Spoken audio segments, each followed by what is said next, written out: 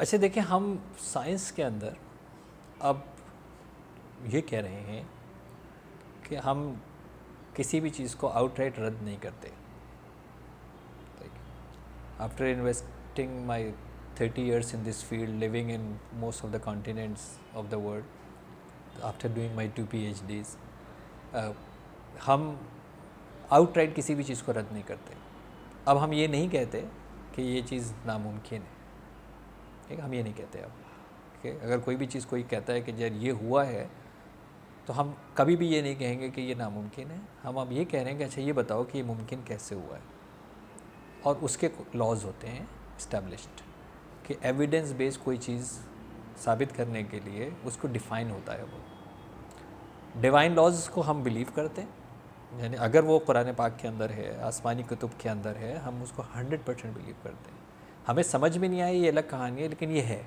जैसे आपने किसी मेरे एक और एक प्रोग्राम के अंदर जो सूरह नमल का वाक़या था, हज़रत सुलेमान अलैहिस्सलाम के दरबार के तख्त का, वो हम उसको 100% बिलीव करते हैं पहले कि ये हुआ है। हुआ कैसे था ये आप ढूंढ रहे थे।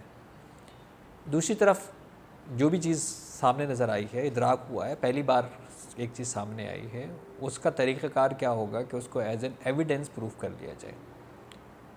जिस बात को आपने कहा कि खातून को हिप्नोसिस का मतलब ये है कि हम उसको उसके बातिन में लेके जाते हैं, उसकी ज़ात की गहराई के अंदर लेके जाते हैं, जहाँ पे जो डेटा है उसको रिट्रीव किया जा सकता है। हम एज अ थेरेपेटिक जब रिग्रेशन थेरेपीज़ यूज़ करते हैं, और अगेन क्योंकि क्लाइंट होता है तो इसलिए हम उसमें नहीं डालते हैं, यूट्यूब के ऊपर नहीं डालते हैं, लेकिन यूनिवर्सिटीज़ के अंदर, क्योंकि हमारे प्रोग्राम यूनिवर्सिटीज़ में होते हैं, और जब हम ये clinical hypnotherapy, regression therapy universities में कराते हैं, तो वहाँ तो सिर्फ रिकॉर्डिंग भी होती है, लेकिन हम सिर्फ रिकॉर्डिंग रिवील नहीं कर सकते because of the client integrity. हम रिग्रेस कर जाते हैं ऑलमोस्ट जब माँ के पेट में होता है बच्चा, यानी अब ये फ़िज़िकल रिग्रेशन की बात हो रही है कि 4 महीने का जब माँ के पेट में बच्चा होता है और उसके हवास बनने शुरू हो चुके होते हैं, यानी जब रूह आ जाती है उसके अंदर, वहाँ से उसका डेटा बनना शुरू हो जाता है, तो हम वो डेटा रिट्रीव कर सकते हैं। और ये बार बार करते हैं। हमारी क्लिनिकल हिप्नोथेरेपी की प्रैक्टिस है, रिग्रेशन थेरेपी की प्रैक्टिस है। इसके आपको एविडेंसेस भी मिल जाएंगे, हो सकता है वीडियोज़ भी मिल जाए इसकी, कुछ लोगों ने रिवील भी कर दी हो इस तरह की, तो ये पॉसिबल है। वैसे अगर सोचे यार ये कैसे मुमकिन है कि माँ के पेट की याददाश्त बच्चे को मालूम हो और आप इसका डेटा निकाल लें, सिंपल है डेटा रिट्रीवल। अच्छा, ये बात भी हमें मालूम है कि अब जब ये क्वांटम मैकेनिक्स या क्वांटम फिज़िक्स जिस तरफ हमें लेके जा रही है, वो ये कह रही है कि there is no such thing which is called matter, is all energy. इन प्रिंसिपल्स के ऊपर जब हम जा रहे हैं, तो अब हम सेल में भी पहुंच गए। जब हम सेल के अंदर पहुंचे तो हमें पता लगा कि यार इसके जो डीएनए है, इसके अंदर तो इन्फॉर्मेशन है, और अब ये इन्फॉर्मेशन जो है वो तो हज़ारों साल की इन्फॉर्मेशन है, राइट। अब फिज़िकली ये बात एविडेंटली पॉसिबल हो गई है कि मेरे सेल के अंदर 2-4 हज़ार साल की इन्फॉर्मेशन आ सकती है, क्योंकि वो जो क्रोमोसोम्स का कॉम्बिनेशन है between my father and mother, उनके कॉम्बिनेशन, फिर उनके कॉम्बिनेशन, फिर उनके कॉम्बिनेशन से ये मालूमात हो सकती है। अब ये मालूमात को हम कहाँ तक ट्रेस करने की सलाहियत पाते चले जा रहे हैं, हम चलते चले जाएंगे, पीछे चलते चले जाएंगे। हम इस कायनात का हिस्सा हैं, और अगर हम क्वांटम मैकेनिक्स में बात करते हैं तो कायनात हमारे अंदर मौजूद है। अब मैं ये ज़र्रा हूँ या ज़र्रे में कायनात है, मैं इससे हूँ या ये मुझ में है, इसके ऊपर बहुत सारी जो है वो बड़ी एविडेंट फैक्ट बेस्ड बातें हो सकती हैं, या वो प्रोबेबिलिटी से बात हो सकती हैं, या वो थ्योरी से बात हो सकती हैं जो हमें वहाँ तक लीड करती हैं कि हाँ यार ये हकीकत से क्लोज समझ में आ रही है, because it is evident based बनती जा रही है।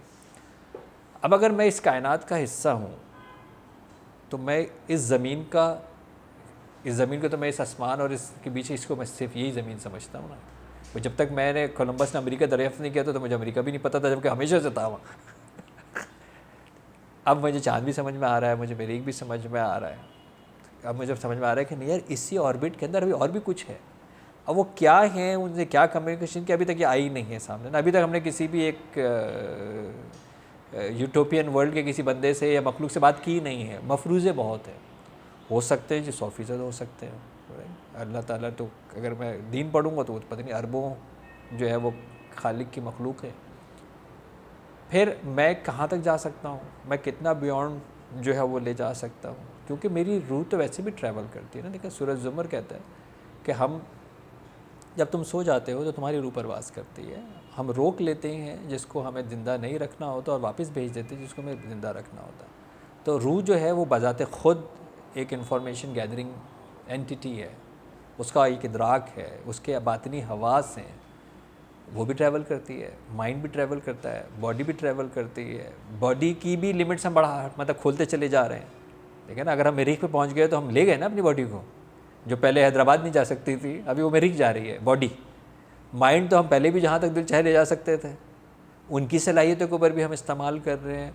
ऐसे रूहानी नफसानी उलूम मौजूद हैं जहाँ पे लोग अब अपने इख्तियार से रूह को ट्रैवल कराते हैं मल्टीपल जगह के ऊपर। ये प्रैक्टिसेस भी ऑलरेडी हो रही हैं।